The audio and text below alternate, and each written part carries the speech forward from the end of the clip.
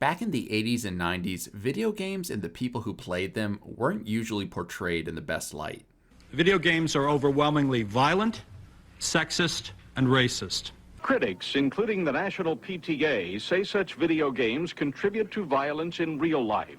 These video games give people practice in being violent. It may be hard to understand this in a day and age where video games are normalized in society, but there was a time when they were a niche outlet for fun rather than the largest revenue producing form of entertainment ever. By and large, gamers were thought to be a primitive, juvenile group of people who were attracted to violent ridiculousness. Any number of movies and TV shows from this age portrayed them as such. Going to join the Great Hall. You can't, it's a trap. I have spells. I'm going to fly. Yeah, that's a young Tom Hanks about to jump off the World Trade Center because Dungeons and Dragons, Mazes and Monsters, has severed his link to reality. I know I killed somebody. Anyway, these days it's clear this is an incorrect representation, but in the closing 2 decades of the 1900s, this assumption was not wholly without merit. While there were notable exceptions to the norm, by and large, video games were a male-dominated space where platformers and violent action titles dominated. These titles, while great, all had fairly linear objectives and gameplay focused solely on killing bad guys. Whether you were a space marine fighting demons from hell or a plumber going from left to right, your goal was the same. Get from point A to point B and kill anything that stands in your way. The iterations of this formula were countless, and though there were some games that bucked it, by and large, this was the framework for the most commercially successful games. However, at the beginning of the year 2000, a game was released that would not only usher in a new millennium, but would prove that there was wide appeal to a game with peaceful gameplay and undefined goals. In February of 2000, The Sims 1 released, and gaming as we knew it would never be the same.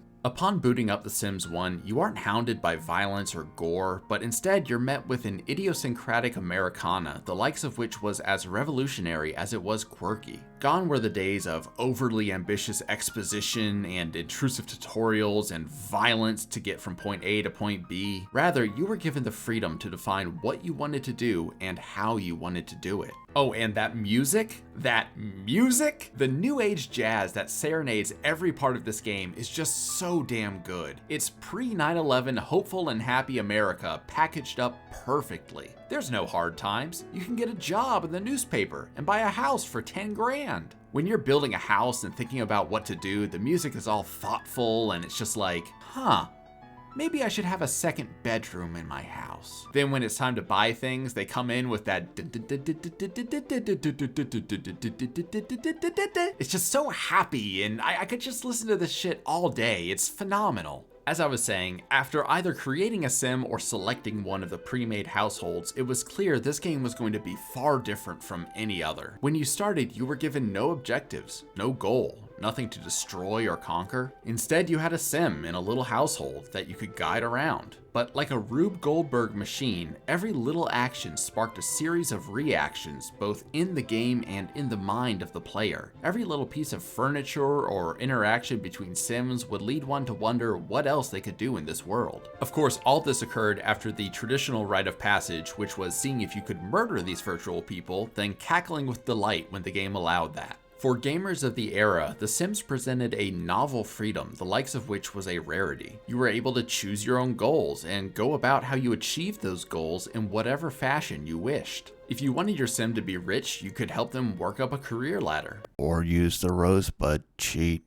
If you wanted to build them a cool, crazy house, you could buy a plot of land and get to work. Or you could use the rosebud cheat. If you wanted them to marry another sim, you could impress that sim with expensive gifts and there were other sim games like Sim City, Roller Coaster Tycoon, Sim Tower, Sim Ant, Sim Safari, Sim Town. Okay, there were a lot of sim games, but the point is none of them truly gave you the freedom to set your own goals. It's hard to overstate this. Until The Sims, there was no game that gave you less direction and more freedom. It was kind of like making a stew. Like most games had been basic, like tomato soup. One ingredient, one flavor. There's nothing wrong with tomato soup, but it's just tomato tomatoes. It's not a big deal. There were other stews too. Here's the Kill the Demons hot pepper soup. But careful, you can't mix that with the whimsical child story carrots. Every stew or soup was good, but it had a single tried and true ingredient. Then The Sims came along and threw everything in there. You had the simulation chicken, you had the house building beef, you had the storytelling potatoes, throw in some carrots, some cayenne, some thyme, and then you have a great stew. All these ingredients came together to give you something new and exciting that anyone else would have balked at while you were making it. Boy, am I hungry. Anyway, this caused no two players to play The Sims in precisely the same way. Because of the open-ended nature, the easy-to-use controls, and the more peaceful gameplay, suddenly the male-dominated gaming scene was injected with girls and women. Again, this is hard to imagine today, considering everyone games now, but for publishers at the time, having a game that appealed to women was like finding El Dorado. You remember that guy at the beginning talking shit about video games? Well, that's part of a Senate hearing on violence in video games in the early 90s, and while most of the hearing devolves into pearl-clutching morons blaming video games for all their problems, there's one bit that kind of sums up the industry before The Sims quite well.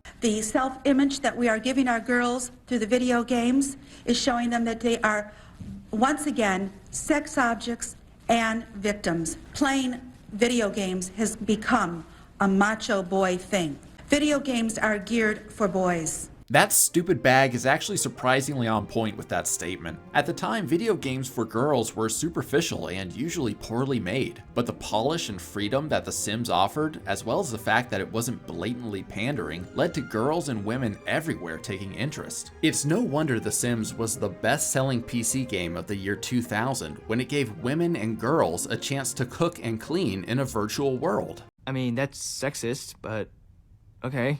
Okay, you know I'm just joking about that, but The Sims seriously did what no other game could. It brought women to the table. Today, about 60% of people playing The Sims 4 are female, and the massive influx of games designed with women in mind can easily be traced back to it. Suddenly, after The Sims, the industry seemed to undergo a bit of a shift. The traditional idea that gamers wanted violence and direction had just been challenged in a massive way, and developers began to realize that games outside of this target could find huge commercial success. As I stated before, there were always games that didn't fit the stereotypical mold, but these were niche titles that never matched the raw revenue of the heavy hitters. Saying The Sims was the first directionless game would be incorrect, but it certainly was the first with insane mass appeal. Don't believe me? In the 90s, if you were a Harvest Moon fan and wanted to talk to your friends about it, nobody would really know what you were talking about. But with the release of The Sims, suddenly everyone on the playground was talking about what they were doing in their virtual worlds on their Hot Wheels PC. Jesus Christ, how fucking old am I? I think ultimately The Sims had a ripple effect on the industry and paved the way for other games like it to be made. In a world without The Sims and its massive revenue, I have to wonder, what would the gaming landscape look like today? Would developers